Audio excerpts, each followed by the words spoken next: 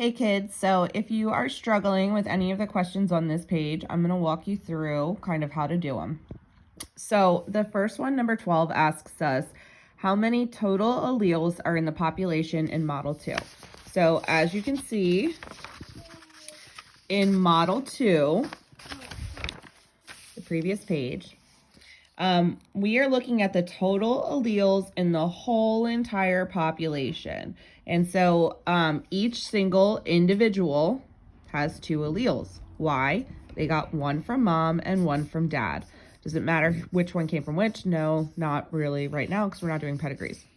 So in order to get the total number of alleles in the population, we have to look at the number of individuals. So we have 24 beetles here. Yes, they're beetles, if you didn't know that. Some people yesterday thought they were sheep, but they're beetles.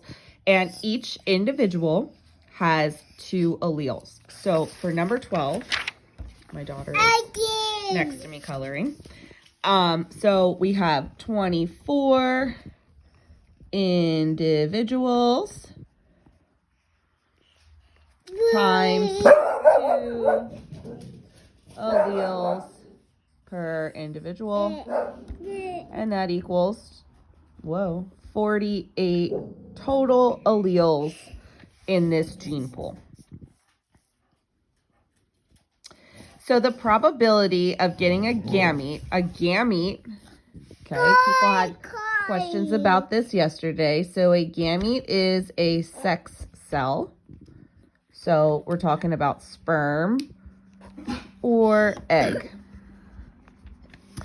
If you recall, sperm and egg have half the number of chromosomes as all other cells because they have to combine with the other to make the offspring's complete set of chromosomes. So for every gene, if each individual should have 2 alleles per gene, then the sperm and the egg will only get one of those because it has to get combined with the other parent to make the complete set of chromosomes. So coming back here, we know there's 48 total alleles in this population. So I want to know if I took every single one of these alleles. So this is an allele, this is an allele, this is an allele, this is an allele. If I took all of these alleles, threw them in a random, let's say like bag or something, or put them in a hat, right? And I randomly pulled out one of them. What is the probability that I am going to get a dominant allele? So I go through and see, okay, I have 1 dominant allele, 2, 3, 4, 5, 6, 7, 8, 9, 10, 11, 12. There's 12 dominant alleles in this population out of 48.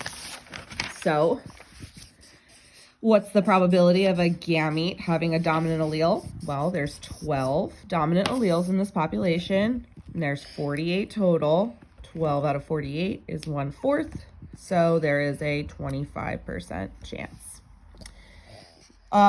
Likewise with number 14, the probability of a gamete having a recessive allele. Well, if it's not dominant, it's recessive. So there's 36 of those.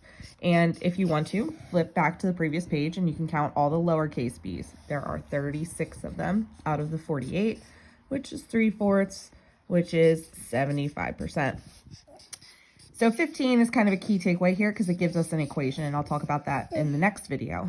If P is used to represent the frequency of the dominant allele and Q is used to represent the frequency of the recessive allele, then P plus Q must equal, well, if this is the dominant allele and this is the recessive allele, and that's all the possible alleles we can have in a population, it must equal 100%. So P plus Q equals 100%. But the thing is, with these equations, it's easier for us to work in decimal format. So we actually say P plus Q equals 1. And when we have these percentages, we actually convert them back to decimal format. So it's 0.25 and 0.75. But as you can see, 0.25 plus 0.75 equals 1. And that represents 100%.